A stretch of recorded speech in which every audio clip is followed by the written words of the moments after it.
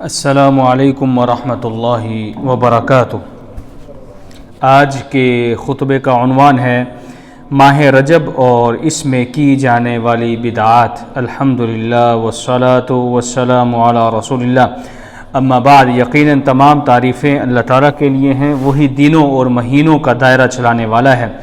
میں گواہی دیتا ہوں کہ اس کے علاوہ کوئی بھی معبود برحق نہیں، وہ یکتا ہے، اکیلا ہے، اس کا کوئی بھی شریک نہیں۔ اور میں یہ بھی گواہی دیتا ہوں کہ جناب محمد رسول اللہ صلی اللہ علیہ وسلم اللہ تعالیٰ کے بندے اور اس کے آخری رسول ہیں۔ اللہ تعالیٰ آپ پر اور آپ کی آل پر، تمام صحابہ کرام پر ڈھیروں درود و سلامتی نازل فرمائے۔ حمد و ثنا کے بعد اے اللہ کے بندو، اللہ تعالیٰ نے کچھ اوقات، دنوں اور مہینوں کو دیگر اوقات پر فضیلت دی ہے۔ ان اوقات، دنوں اور مہینوں کا خاص مقام اور احترام اس فضیلت کا تقاضا ہے۔ بسا اوقات ان کے لیے خصوصی عبادات بھی مقرر کی گئی ہیں، نیز ان کا احترام اور خصوصی عبادات شریعت کی پابند ہیں۔ ان میں من گھڑت چیزوں کی کوئی گنجائش نہیں۔ شریعت میں حرمت والے مہینوں کی دیگر مہینوں پر فضیلت اور فوقیت ثابت شدہ ہے۔ فرمان باری تعالی ہے، ان عدت الشہور عند اللہ 12 شہرا فی کتاب اللہ یوم خلق السماوات والارض منها 4 حرم الی آخرہ، کہ مہینوں کی گنتی اللہ کے نزدیک کتاب اللہ میں 12 ہیں، اسی دن سے جب سے آسمان و زمین کو پیدا کیا گیا۔ ان میں سے 4 حرمت و ادب والے مہینے ہیں، یہی درست دین ہے۔ تم ان مہینوں میں اپنی جانوں پر ظلم مت کرو۔ اللہ کے بندو، ماہ رجب میں ہم داخل ہو چکے ہیں۔ یہ حرمت والا مہینہ ہے۔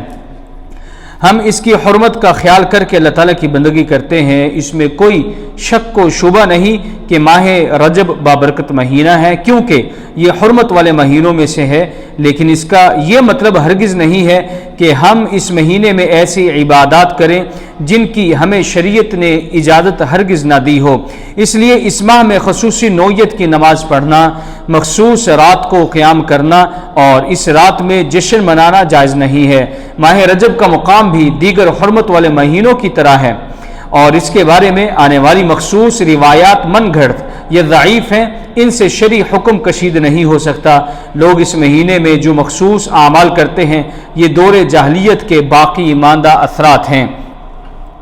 اس لیے جو شخص نجات اور اجر و ثواب چاہتا ہے تو وہ اللہ تعالیٰ کی شریعت پر ہی اکتفا کرے۔ نت نئے افکار، بدعات سے فتنے ہی جنم لیتے ہیں، ان سے آزمائشیں اور تنگیاں ہی پیدا ہوتی ہیں، گناہ اور بدی جنم لیتی ہے۔ بدعات سے سنتوں کی راہ میں رکاوٹیں بنتی ہیں، خود ساختہ افکار سے اتحاد امت سبوتاس ہو جاتا ہے، دین، عقل اور فطرت میں خرابی آتی ہیں۔ کوئی بھی قوم جس قدر بدعات ایجاد کرے تو اتنی ہی سنتیں ان سے چوک جاتی ہیں۔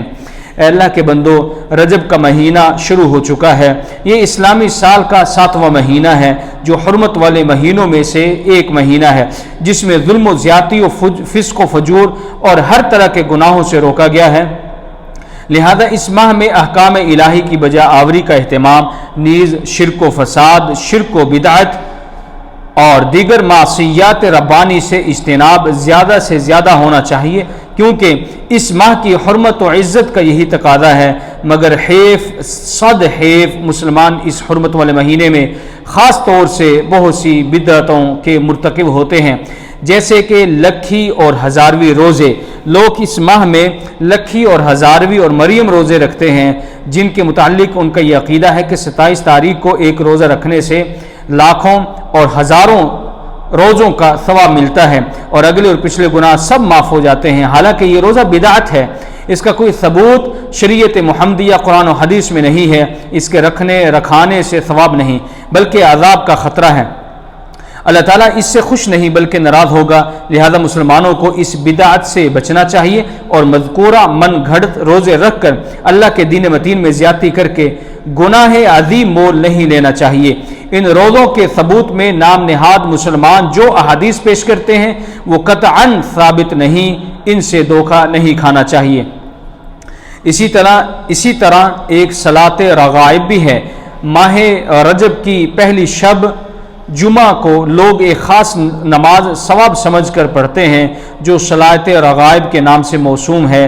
حالانکہ یہ نماز نبی کریم صلی اللہ علیہ وسلم صحابہ، تابعین، تبع تابعین اور ائمہ دین سے ثابت نہیں۔ یہ بدعت 5ویں صدی ہجری میں نکلی ہے۔ 400 سال تک مسلمانوں کا دامن اس بدعت کی آلودگی سے پاک اور صاف رہا۔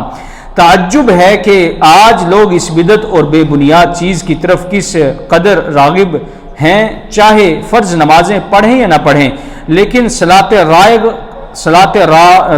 رغائب قضا نہ ہو۔ بھائیو، اللہ تعالیٰ سے ڈرو، اللہ اور اس کے رسول سے آگے مت بڑھو۔ اسی طرح جشن معراج، اسی ماہ کی 27 شب کو لوگ جشن معراج مناتے ہیں، جبکہ یہ ثابت ہی نہیں کہ اسی رات معراج ہوئی۔ یعنی معراج کی تاریخ میں محدثین، مورخین کا بہت سارا اختلاف موجود ہے۔ تاریخ تو ایک طرف، مہینے میں بھی اختلاف ہے۔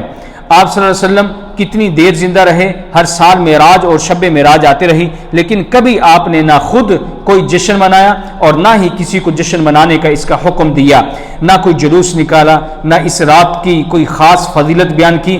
پھر آپ کے بعد نہ خلفائے اربعہ اور دیگر صحابہ تابعین نے جشن منایا، اور نہ ہی ائمہ دین میں سے کسی کا جشن معراج منانے پر عمل ہے۔ نہیں، ہرگز نہیں۔ معلوم ہوا کہ جشن معراج منانا دین میں ایک نئی ایجاد ہے۔ نیز اسی رات مسجدوں، گھروں اور بازاروں وغیرہ میں کثرت سے چراغاں اور روشنی کرتے ہیں، کھانوں کی دعوتیں دیتے ہیں۔ نیز براق کی تصویر ایک گھوڑے کی شکل پر بنائی جاتی ہے، جس کے 2 بازو ہوتے ہیں اور اس کا چہرہ خوبصورت اور ایک عورت کی چہرے کی مانند ہوتا ہے، جو کہ یہ سارے اعمال بدعت ہیں، ان کو نہیں کرنا چاہیے۔ اسی طرح اللہ کے بندو، کنڈے بھی ہیں۔ اس مہینے کی 22 تاریخ کو لوگ غیر اللہ کے نام پر کنڈے کرتے ہیں، جو آیت قرآنی وما اہل لغیر اللہ بہ کی روح سے حرام ہے، یعنی یہ غیر اللہ کے لیے نظر ماننے کے حکم میں ہے، لہذا اس طرح بھی نہیں کرنا چاہیے۔ اسی طرح اسی مہینے کی 6 تاریخ کو مزاروں پر نام نہاد لوگ عرس و میلہ لگاتے ہیں، پھر وہاں جو گل کھلاتے ہیں، ایک موحد مسلمان کی روح اس کو دیکھ کر کانپنے لگ جاتی ہے۔ وہاں ہاتھ باندھ کر کھڑے ہوتے ہیں، سجدے کرتے ہیں، قبر پر غلاف چڑھاتے ہیں، پھول ڈالتے ہیں، چیخ چیخ کر روتے ہیں اور التجائے کرتے ہیں اور دعائیں مانگتے ہیں غیر اللہ سے، اور اپنی حاجات و مرادیں طلب کرتے ہیں، قبر کا طواف کرتے ہیں، جو کہ کھلم کھلا شرک ہے۔ اے اللہ کے بندو، اور رسول اللہ صلی اللہ علیہ وسلم شارع قرآن نے متعدد دفعہ اس بات کی صراحت فرمائی ہے کہ دین میں ایجاد کردہ ہر کام بدعت ہے، اور ہر بدعت ضلالت، اور ہر ضلالت جہنم پر منتج ہوتی ہے۔ لہذا اس مہینے میں عبادت کا خصوصی اہتمام باعث ضلالت و گمراہی ہے۔ خلاصہ کلام اللہ کے بندو یہ ہے کہ اس باب میں منکر، ضعیف اور باطل روایات بکثرت آئی ہیں، اور جن اعمال کا ذکر کیا گیا ہے وہ مزاج شریعت و مذاق شریعت سے میل نہیں کھاتے۔ ان پر عمل کرنے سے بجائے ثواب کے گناہ لازم آئے گا۔ لہذا امت مسلمہ، جس کو قرآن کریم نے درمیانی امت کہا ہے، اس طرح کی بدعات و خرافات سے پرہیز کرے، ان کاموں سے خود بھی بچیں اور اپنے دوست و احباب کو بھی بچنے کی تلقین کریں۔ اگر اب تک آپ یہ مہینہ شرک و بدعت کے زیر سایہ گزار رہے ہیں، تو اب حق بات کی وضاحت کے بعد ان کاموں سے تائب ہو کر اللہ سے توبہ کر کے اس سال کے اور آئندہ ماہ رجب کو سلامتی کے ساتھ گزارنے کا اللہ سے عہد کریں۔ اللہ ہمیں اتباع سنت کی توفیق بخشے، کیونکہ دونوں جہانوں کی بھلائی اتباع سنت میں ہی مضمر ہے، اور سیاہ بختی سنت سے اعراض کرنے اور منہ پھیرنے اور بدعات کا ارتکاب کرنے میں ہے۔ اللہ تعالیٰ میرے اور آپ سب کے لیے قرآن مجید کو خیر و برکت والا بنائے، مجھے اور آپ سب کو ذکر حکیم کی آیات سے مستفید ہونے کی توفیق عطا فرمائے۔ سبحان ربک رب العزت عما یصفون، والسلام علی المرسلین، والحمد للہ رب العالمین۔